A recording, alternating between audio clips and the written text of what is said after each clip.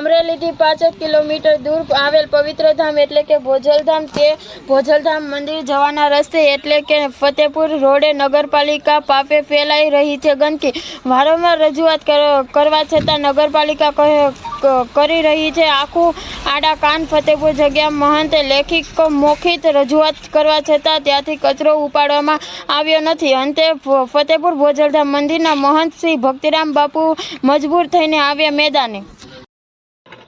જય શ્રી રામ, જય ભોજલરામ।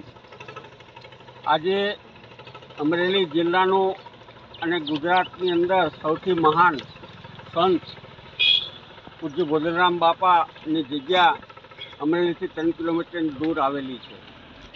આ જગ્યા એટલે ભોજલરામ બાપા એટલે પૂજ્ય જલારામ બાપા અને વારામરામ બાપાના ગુરુ, મહાન સમાજ સુધારક સંત, જેમણે આજથી 200 વર્ષ પહેલાં ચાબખા સમાજને મારી અને ધર્મને રસ્તે વાળવા માટે ભગીરથ પ્રયત્ન કરે છે।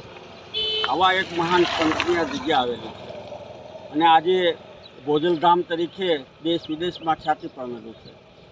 ફતેપુરથી અમરેલીથી 3 કિલોમીટર દૂર આ જગ્યા છે અને આ રોડ ઉપર ગુજરાતભરના અને દેશ વિદેશના પણ યાત્રિકો સતત આવતા હોય છે। દર પૂનમે સેંકડો માણસો આવતા હોય છે અને આ રોડ ઉપર સારાએ અમરેલી શહેરની ગંદકી કચરો આ રોડ ઉપર નાખવામાં આવે છે, તો યાત્રિકોને એટલી બધી દુર્ગંધ, કચરો તો ઠીક છે પણ મરેલા ઢોર પણ આ રોડ ઉપર નાખવામાં આવે છે। તો આ સત્વરે બંધ થાય।